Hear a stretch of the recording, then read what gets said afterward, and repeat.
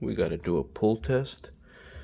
Make sure that the spring is holding on to the rubber firmly and it's not going to come off and possibly leak.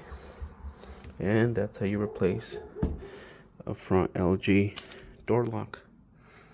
Front load LG door lock.